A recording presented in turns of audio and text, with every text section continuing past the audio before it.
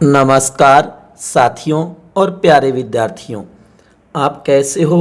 भगवान से यही दुआ करता हूँ आप अच्छे होंगे, स्वस्थ होंगे, अपने घरों में सुरक्षित होंगे। प्यारे विद्यार्थियों, मैं होशियारमल अपने इस YouTube चैनल की ऑनलाइन क्लास के अंदर तहे दिल से आप सभी का हार्दिक स्वागत करता हूं। प्यारे विद्यार्थियों, सबसे पहले कहना चाहूँगा कि ज़िंदगी में सदा हंसते रहो। हंसना ज़िंदगी की ज़रूरत है। ज़िंदगी जियो इस अंदाज में कि तुम्हें देखकर सबको लगे ज़िंदगी कितनी खूबसूरत है। तो प्यारे विद्यार्थियों, हमेशा ज़िंदगी में ये मानो खुश रहना, हंसते रहना, मुस्कुराते रहना। प्यारे विद्यार्थियों, आज का हमारा टॉपिक रहेगा लोकपाल।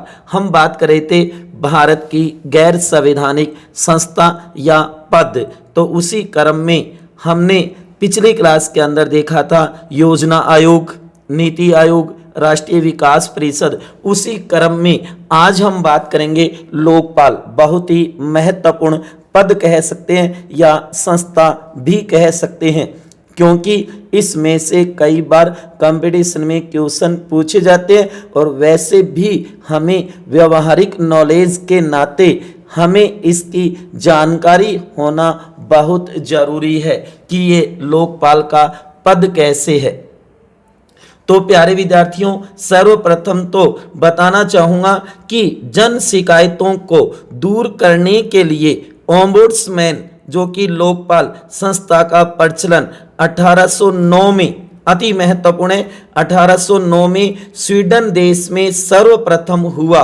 तो याद रखना, जन शिकायतों को दूर करने के लिए किस संस्था का प्रचलन हुआ, तो याद रखना ओम्बुड्समैन का हुआ, जिसे भारत में लोकपाल कहा जाता है।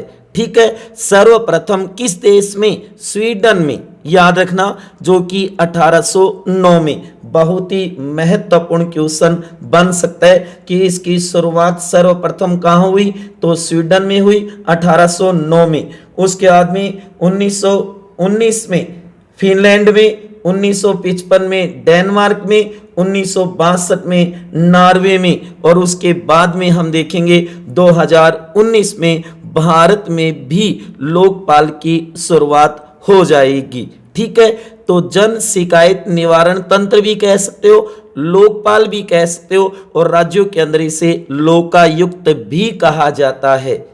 अति महत्वपूर्ण है आज वाला टॉपिक। प्यारे विद्यार्थियों, अच्छी तरीके से सुनना, समझना और अपनी नोटबुक में नोट करना। बहुत सी बातें मैं मौखिक भी बोलूँगा, उसे जरूर नोट करना, जो कि आगे एग्जाम के समय आपके काम आ सके। इसलिए इस वीडियो को अंत तक पूरा जरूर देखना। मेरा तो ये मानना है कि इस लोकपाल टॉपिक में से बहुत बार क्वेश्चन बनते हैं, इसलिए इसे अच्छी तरीके से तैयार कर लेना मेरे प्यारे विद्यार्थियों और युवा साथियों। चलो तो आगे देखो, भारत सरकार ने प्रशासन में भ्रष्टाचार तथा पक्षपातमय प्रवृत्तियों की रोकथाम के लिए महत्वपूर्ण एवं आवश्यक कदम उठाए। याद रखना कि भारत सरकार ने कि प्रशासन के अंदर, शासन के अंदर कि भ्रष्टाचार न हो, पक्षपात नहीं हो, ऐसी प्रवृत्तियों की रोकथाम के लिए, किसके लिए? भ्रष्टाचार और पक्षपातमय की प्रवृत्तियों की रोकथाम के लिए ये मानो आवश्यक कदम उठाए। और उसी क्रम में हम देखेंगे सर्वप्रथम, बहुत ही महत्वपूर्ण क्वेश्चन बन सकता है यहाँ से, सर्वप्रथम राजस्थान प्रशासनिक सुधार समिति 1963 ने अपनी रिपोर्ट में ओम्बुड्समैन की स्थापना की सिफारिश की थी। सर्वप्रथम जो कि राजस्थान में 2 प्रशासनिक सुधार आयोग बने हैं। साथियों, नोट कर लेना, अति महत्वपूर्ण है। पहला राजस्थान में प्रशासनिक सुधार आयोग बना, जो कि आप देखोगे 1963 में अध्यक्ष थे श्री हरीश चंद्र माथुर, और दूसरा प्रशासनिक सुधार आयोग बना 1999 में, जिसके अध्यक्ष थे श्री शिवचरण माथुर, ये तो थे राजस्थान के। और भारत में भी 2 प्रशासनिक सुधार आयोग बने हैं, जो कि पहला प्रशासनिक सुधार आयोग तो बनेगा, याद रखना, 1966 मोरारजी देसाई की अध्यक्षता में, जबकि बाद में के हनुमंतैया बन जाएंगे उसके अध्यक्ष। और उसके बाद दूसरा प्रशासनिक सुधार आयोग जो बनेगा वो वीरप्पा मोइली की अध्यक्षता में 2005 में। कहने का मतलब है कि राजस्थान में भी 2 प्रशासनिक सुधार आयोग बने हैं और भारत में भी केंद्र स्तर पर भी 2 प्रशासनिक सुधार आयोग बने हैं। यहां मैं बात कर रहा हूं राजस्थान प्रशासनिक सुधार समिति, जो पहला प्रशासनिक सुधार आयोग बना था राजस्थान में 1963 में, उसने सर्वप्रथम इसकी सिफारिश की थी। उसके बाद में अप्रैल 1963 में डॉक्टर लक्ष्मीमल सिंघवी, जो कि लोकसभा में निर्दलीय सदस्य थे, उन्होंने प्रस्ताव रखा था और इसी आधार पर सन 1966 में मोरारजी देसाई की अध्यक्षता वाले पहले या प्रथम प्रशासनिक सुधार आयोग, ये भारत वाला है, गौर करना, 1966, जबकि 1963 में राजस्थान में प्रथम प्रशासनिक सुधार आयोग बना, जो कि प्रथम प्रशासनिक सुधार आयोग ने सर्वप्रथम केंद्र में लोकपाल व राज्यों में लोकायुक्त की नियुक्ति की बात कही थी। अति महत्वपूर्ण क्वेश्चन बन सकता है कि सर्वप्रथम लोकपाल और लोकायुक्त की नियुक्ति की बात किसने की थी, तो भारत के प्रथम प्रशासनिक सुधार आयोग ने की थी, जिसके अध्यक्ष कौन थे, मोरारजी देसाई। और उसके बाद में कहा जाता है उन्होंने त्याग पत्र दे दिया और उसके बाद में के हनुमंतैया बने थे। ठीक है, तो कहने का मतलब यही है कि भारत में पहली बार केंद्र में लोकपाल और राज्यों में लोकायुक्त की नियुक्ति की बात किसने की, प्रथम प्रशासनिक सुधार आयोग ने की थी।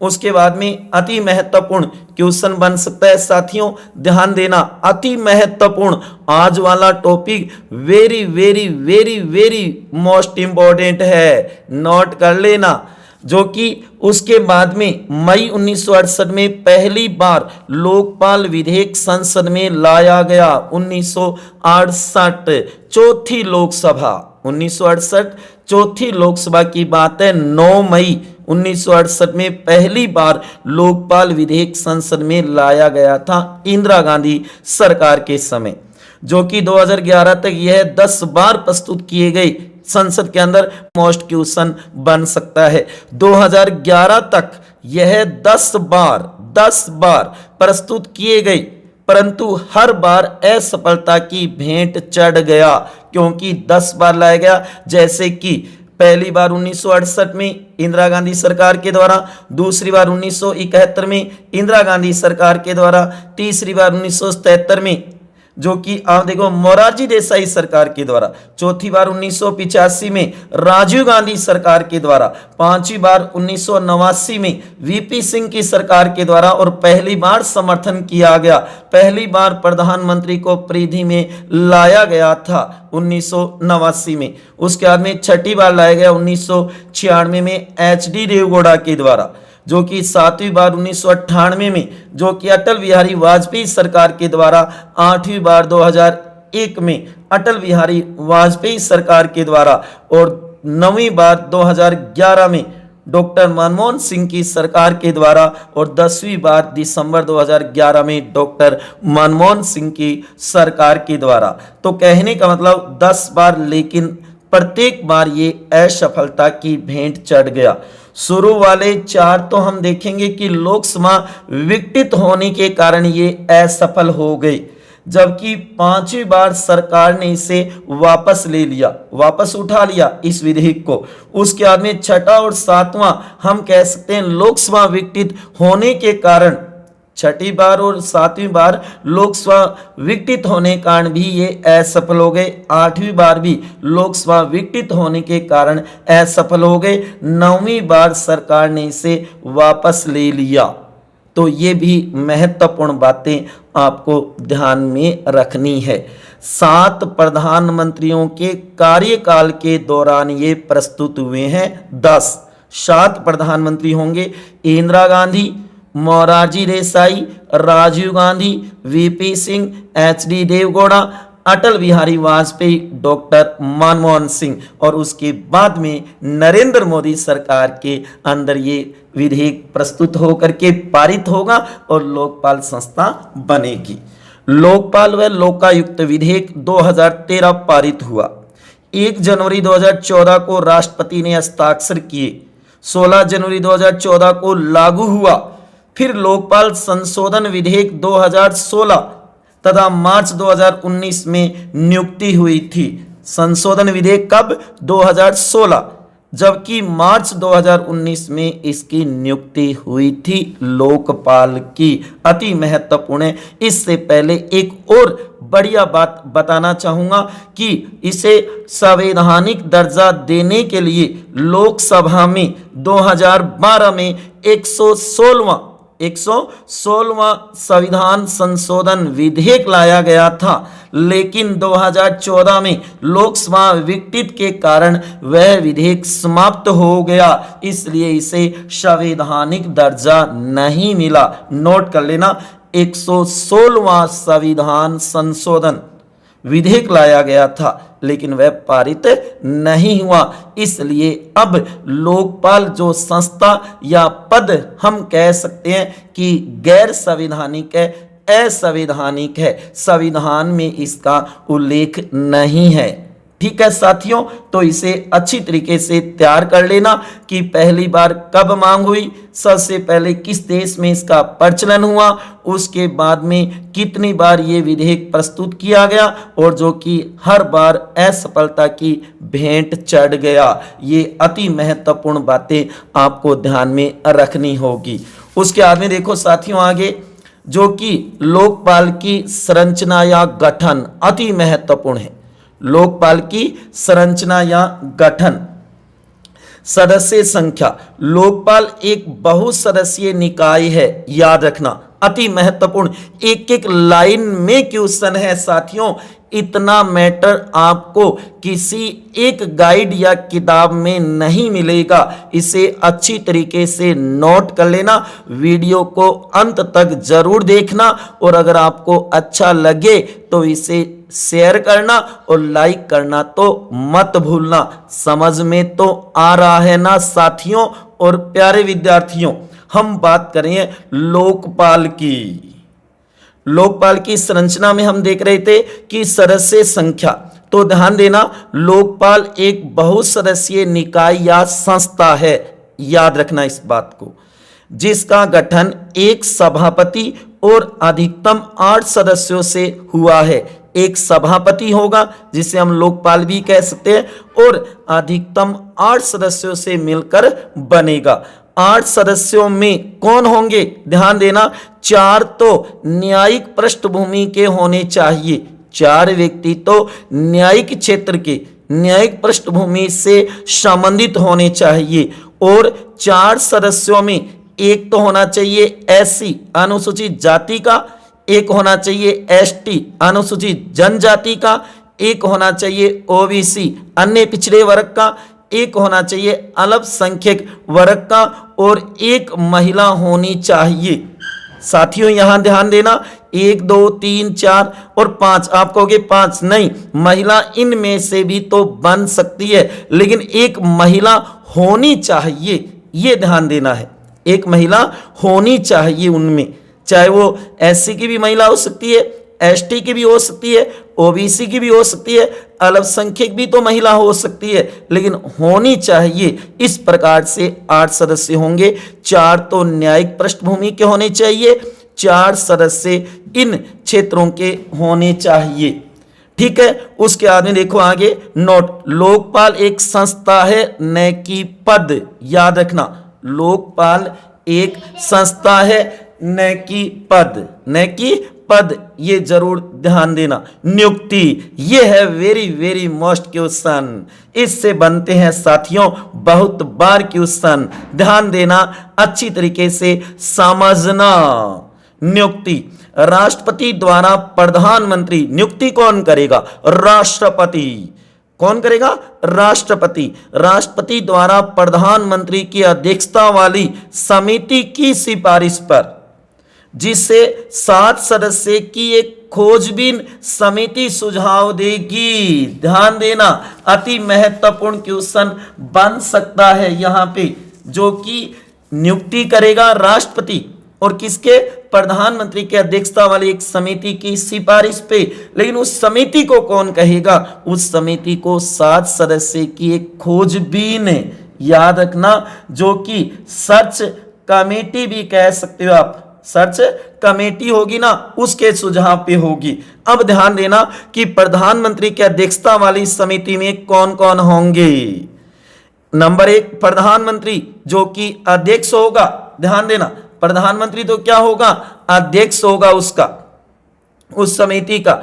उसके बाद में नंबर 2 लोकसभा अध्यक्ष, लोकसभा का स्पीकर उसका सदस्य होगा, लोकसभा विपक्ष का नेता होगा। 4 नंबर सुप्रीम कोर्ट, जो कि उच्चतम न्यायालय, सर्वोच्च न्यायालय का मुख्य न्यायाधीश या फिर उसके द्वारा नामित न्यायाधीश होगा। ठीक है, तो 4 तो ये सदस्य होंगे। लेकिन याद रखना 5 नंबर एक प्रख्यात न्यायविद, जिसे उपर्युक्त चारों की सलाह पर राष्ट्रपति मनोनीत करेगा। इन चारों की सलाह पे इसकी नियुक्ति या कहने के लिए मनोनीत करेगा राष्ट्रपति, जैसे कि पीछे मुकुल रोहतंगी को किया था। इन चारों के कहने पर इसको मनोनीत करेगा राष्ट्रपति, और ये पांचों मिलकर के ये मानो सिफारिश करेंगे राष्ट्रपति को, और राष्ट्रपति उनकी नियुक्ति। लेकिन इन पांचों को कहेगा कौन, इसके लिए खोजबीन समिति होगी, एक खोजबीन समिति होगी। इस बात को जरूर नोट करना। उसके बाद में हम देख सकते हैं कि योग्यता, जो कि 45 वर्ष होना चाहिए, अन्य कोई पदाधिकारी नहीं होगा। यदि कोई प्रशासक है तो न्यूनतम 25 वर्षों का अनुभव उसे होना चाहिए, तो ही उसे लोकपाल बनाया जाएगा। वैसे याद रखना, लोकपाल का सभापति किसे बनाया जाएगा, जो हमारे सुप्रीम कोर्ट का मुख्य न्यायाधीश या मुख्य न्यायाधीश है या रहा हो, या फिर अन्य न्यायाधीश रहा हो या है, उसी में से बनाया जाएगा। याद रखना, इस बात को नोट करो। अति महत्वपूर्ण बातें हैं कई, जो आपके आगे एग्जाम में बहुत काम आएगी साथियों, नोट कर लो इस बात को। उसके बाद में शपथ राष्ट्रपति दिलाएगा। लोकपाल को शपथ कौन दिलाता है, राष्ट्रपति। बढ़िया क्वेश्चन बन सकता है, एक से बढ़कर के एक क्वेश्चन बन सकते हैं, इन्हें अच्छी तरीके से नोट करो। कार्यकाल 5 वर्ष या 70 वर्ष की आयु जो पहले हो, वह लोकपाल का कार्यकाल होगा, पदावधि होगी। क्या 5 वर्ष या 70 वर्ष।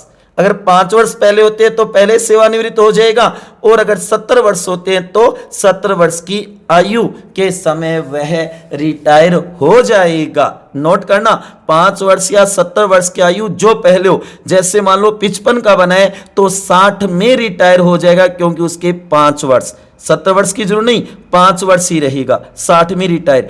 अगर वह 68 का बनता है तो 5 नहीं रहेगा, 2 ही वर्ष रहेगा, 70 वर्ष की आयु में वह रिटायर हो जाएगा। आगे बात समझ में।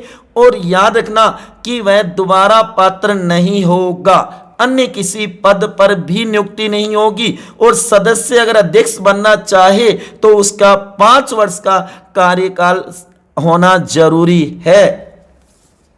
वेतन सुप्रीम कोर्ट के मुख्य न्यायाधीश के समान, सर्वोच्च न्यायालय है उसका जो मुख्य न्यायाधीश होगा उसके समान वेतन भत्ता मिलेगा लोकपाल का। ठीक है, जैसे कि 2.80 लाख रुपए वर्तमान में सुप्रीम कोर्ट के मुख्य न्यायाधीश का वेतन है, तो यही मासिक वेतन किसका होगा, लोकपाल का होगा। नोट करना इस बात को, अति महत्वपूर्ण है।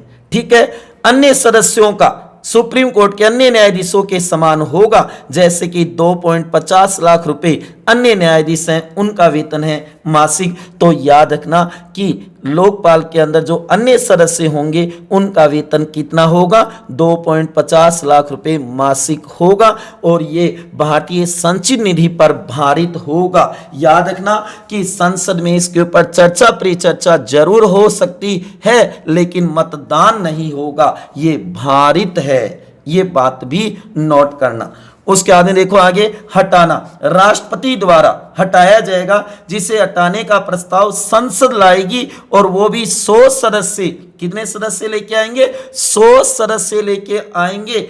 फिर राष्ट्रपति उसकी जांच सुप्रीम कोर्ट से करवाएगा और उसके बाद में राष्ट्रपति हटाएगा। साथियों नोट करो इस बात को, अति महत्वपूर्ण है। संसद के 100 सदस्य उसके हटाने का प्रस्ताव लाएंगे, फिर राष्ट्रपति के पास, राष्ट्रपति उसकी जांच करवाएगा सुप्रीम कोर्ट, भारत के उच्चतम न्यायालय, सर्वोच्च न्यायालय से, और उसके बाद में राष्ट्रपति उसे हटाएगा। आ रही है ना बात समझ में साथियों? बता दो, very very very most topic है लोकपाल, जो आपके बड़े कंपटीशनों में बहुत काम आता है। इंटरव्यू के अंदर भी इससे जुड़े हुए क्वेश्चन पूछे जाते हैं, तो इसलिए इसे अच्छी तरीके से नोट कर लो। त्याग पत्र राष्ट्रपति को देंगे, चाहे वो लोकपाल हो चाहे लोकपाल के सदस्य हो। याद रखना, त्याग पत्र इस्तीफा किसको संबोधित करेंगे? राष्ट्रपति को करेंगे। तो कहने का मतलब नियुक्ति, उसकी योग्यता, शपथ, कार्यकाल, वेतन, हटाना, त्याग पत्र, ये बातें तो हमें जरूर अच्छी प्रकार से आनी चाहिए, समझ में आनी चाहिए, जिससे हम क्लियर कर सके। ठीक है साथियों, उसके बाद में देखो अति महत्वपूर्ण बातें, जो कि लोकपाल, हमने देखा कि भारत के अंदर प्रशासन ने भ्रष्टाचार और पक्षपात में प्रवृत्तियों की रोकथाम के लिए जो आवश्यक कदम उठाने के लिए, ये मानो इन बुराइयों से मुक्ति पाने के लिए जो हमने लोकपाल पद या संस्था बनाई है, उस लोकपाल के अधिकार क्षेत्र, अधिकारिता में कौन कौन आएंगे, जांच के दायरे में कौन आएंगे, कौन नहीं आएंगे, तो नहीं होगी जांच, वो पहले लिखे मैंने, इसे नोट करना। इसमें से बहुत बार क्वेश्चन पूछा जाता है, तो याद रखना, इसके दायरे में, जांच के दायरे में अधिकार क्षेत्र में कौन नहीं होगा? भारत का राष्ट्रपति, प्रेसिडेंट। नंबर 2 उपराष्ट्रपति, वाइस प्रेसिडेंट, जो कि supreme court. Number 3 supreme court के सभी न्यायाधीश, चाहे मुख्य हो चाहे अन्य हो, सर्वोच्च न्यायालय के न्यायाधीश। नंबर 4 हाई कोर्ट, जो हमारे उच्च न्यायालय ना राज्यों में, उसके सभी न्यायाधीश, चाहे मुख्य हो चाहे अन्य हो, उनके ऊपर ये लागू नहीं होगा। उसके बाद में नंबर 5 नियंत्रक एवं महालेखा परीक्षक, CAG, CAG, controller auditor general. और नंबर 6 चुनाव आयुक्त, इलेक्शन कमीशन। ये 6 पद ऐसे होंगे जो कि इसके जांच के दायरे में नहीं नहीं नहीं नहीं नहीं नहीं आएंगे, लोकपाल के अधिकार क्षेत्र में नहीं है, इनकी जांच लोकपाल नहीं करेगा। अब देखो आगे साथियों कि किस किस की जांच करता है, अति महत्वपूर्ण तो ये है, ध्यान दो इस बात पे, अति महत्वपूर्ण है। लोकपाल के अधिकार क्षेत्र, अधिकारिता, जांच के दायरे में निम्न होंगे। कौन होंगे? निम्न सदस्य उसके जांच के दायरे में होंगे। नंबर 1 प्रधानमंत्री, PM, लेकिन याद रखना, चाहे वो PM रहा हो या है, दोनों होंगे, लेकिन कुछ छूट को, कुछ विशेष बातों को छोड़ करके। अब विशेष बातें कौन सी है वो नोट कर लो आप।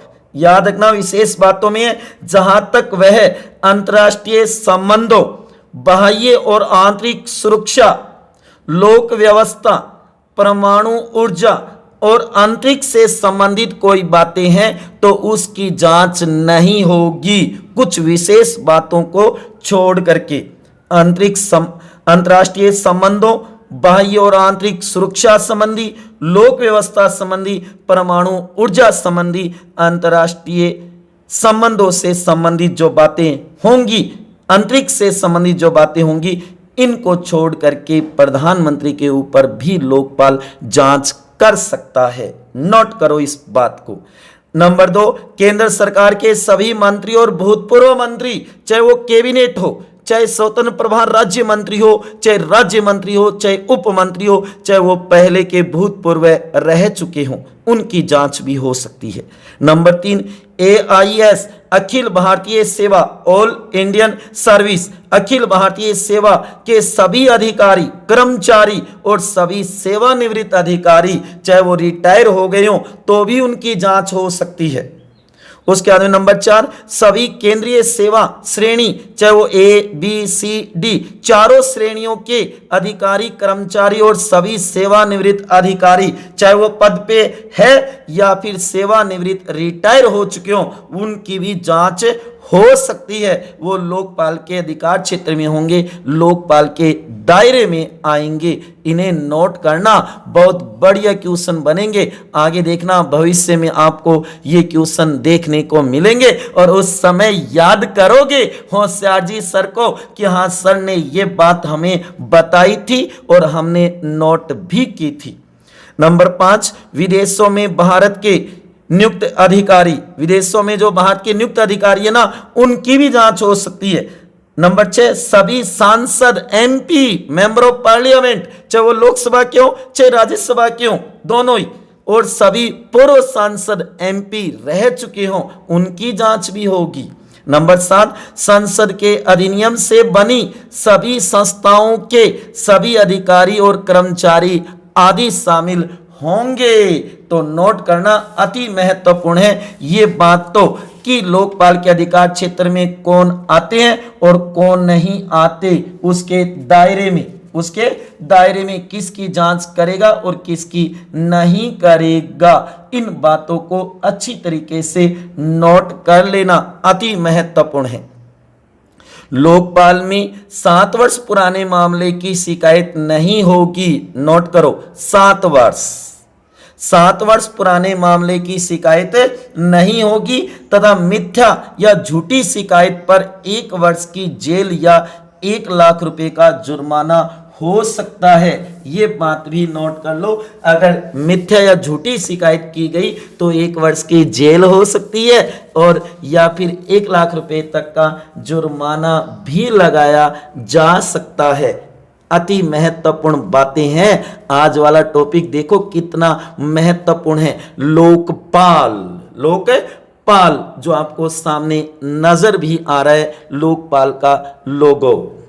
उसके बाद में देखो आगे, जो कि अति महत्वपूर्ण तथ्य इससे जुड़े हुए जो आपको नोट करने हैं। बहुत बार इसमें से क्वेश्चन पूछे जाते हैं। एक एक बात को अच्छी तरीके से नोट कर लो और याद कर लो, अच्छी तरीके से समझ लो। शिकायत किसी भी निश्चित प्रारूप पर होगी, याद रखना। अगर आपको शिकायत करनी है लोकपाल के पास किसी भी कर्मचारी या पदाधिकारी की, तो याद रखना एक निश्चित प्रारूप पर होगी। शिकायत केवल अंग्रेजी भाषा में ही होगी। अब देखो मेरे प्यारे विद्यार्थी सोचते रह जाएंगे कि हिंदी हमारी राजभाषा है, जबकि यहाँ पर देखो लिखा है शिकायत केवल अंग्रेजी भाषा में ही होगी। याद रखना, शिकायत का माध्यम कोई भी हो सकता है, चाहे आप पत्र के द्वारा, डाक के द्वारा, ईमेल के द्वारा, किसी के द्वारा भी कर सकते हो, कोई भी माध्यम हो सकता है। अगर ईमेल से करते हो तो 15 दिन में ही उसकी हार्ड कॉपी देनी होगी आपको। तो शिकायत का माध्यम कोई भी हो सकता है, डाक के माध्यम से, पत्र के माध्यम से, किसी के भी माध्यम से दे सकते हो आप। लोकपाल के अधीन स्वतंत्र जांच एवं अभियोजन शाखा होती है। याद रखना, स्वतंत्र जांच और एक ये मानो कि अभियोजन शाखा होती है।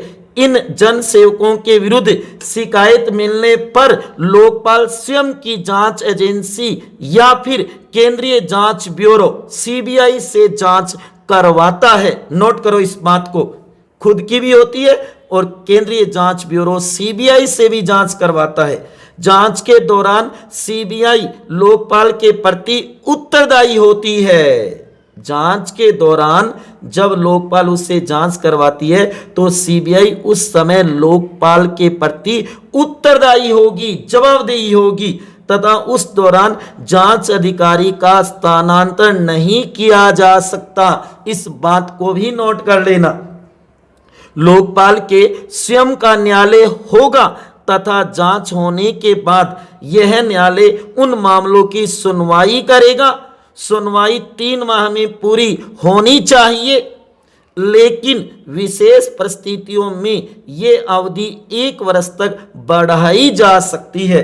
तो कहने का मतलब है कि लोकपाल के अधीन स्वतंत्र जांच एवं अभियोजन शाखा होगी।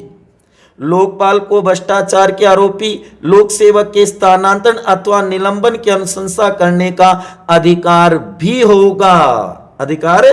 होगा, उसका स्थानांतरण या निलंबन भी करवा सकता है लोकपाल। नोट करना अति महत्वपूर्ण है, यह अधिकार भी उसे दे दिया गया है। उसके बाद में देखो आगे, जो कि भारत में ओम्बुड्समैन को लोकपाल या लोकायुक्त कहा जाता है। जो राज्य में हम देखते हैं ना कि लोकपाल या लोकायुक्त कहा जाता है, पंजाब में लोकपाल भी कहा जाता है लोकायुक्त को, तो भारत में ओम्बुड्समैन जो संस्था है उसे क्या कहा जाता है? तो याद रखना लोकपाल या लोकायुक्त कहा जाता है। अति महत्वपूर्ण बन सकता है। जो कि ओम्बुड शब्द है ना, वो याद रखना स्वीडिश भाषा का शब्द है, जिसका अर्थ होता है प्रतिनिधित्व करने वाला। इसी शब्द से ओम्बुड्समैन शब्द बना है, जिसका शाब्दिक अर्थ है कुप्रशासन से नागरिकों की रक्षा करना। और भारत में इसे क्या कहा जाता है? लोकपाल कहा जाता है।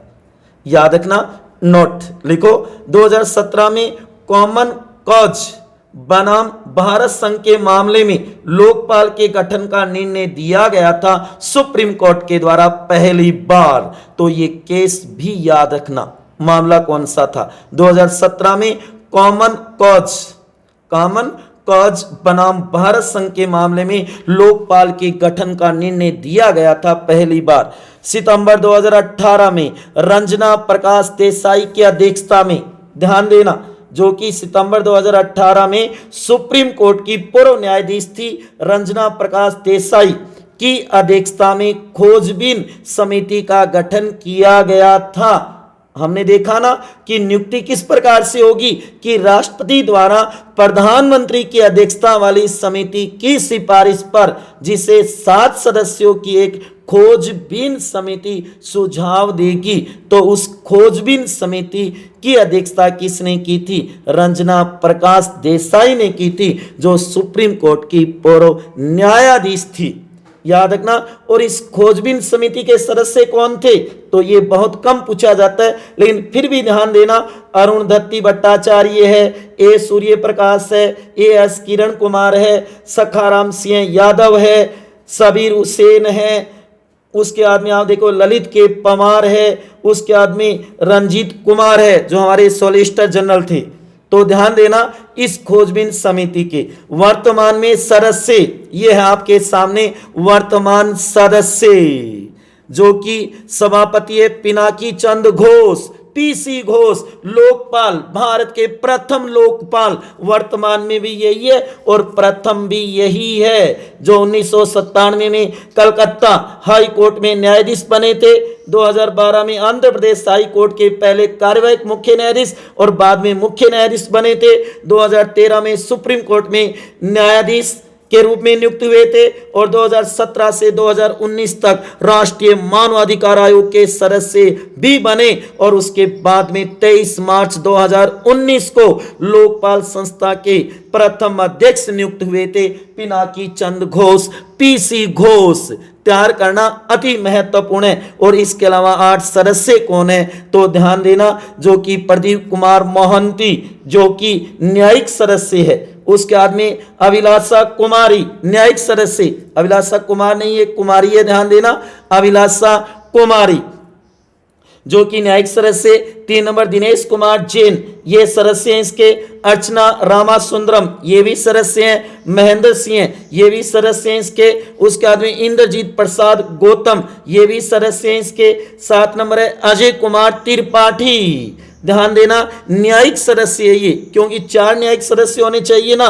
तो ध्यान देना, शुरू वाले 2 और लास्ट वाले 2 ये न्यायिक है, जो कि मई 2020 में कोरोना से इनकी मृत्यु भी हो गई। उसके बाद में 8वें बने थे दिलीप बी भोसले, इन्होंने भी त्याग पत्र दे दिया जनवरी 2020 में। तो कहने का मतलब है साथियों, ये थे हमारे लोकपाल के सदस्य। और मेन लोकपाल का सभापति कौन है? पीसी घोष, पिनाकी चंद घोष। इसे तो जरूर तैयार करना ही है साथियों। और उसके बाद में नवंबर के अंदर 2019 अक्टूबर नवंबर 2019 में लोकपाल का लोगो और मोटो जो कि स्लोगन भी तैयार कर दिया गया, जिसके लिए एक प्रतियोगिता भी रखी गई थी। इसकी डिजाइन लोगो की जो आपके सामने प्रस्तुत है, इस लोगो की डिजाइन उत्तर प्रदेश के इलाहाबाद, जिसे आजकल प्रयागराज भी कहते हैं, कि निवासी प्रशांत मिश्रा, नोट करो इस बात को, प्रशांत मिश्रा ने तैयार किया था। जो कि लोगो लोकपाल के अर्थ पर ही आधारित है, जिसमें लोक का अर्थ है जनता या लोग,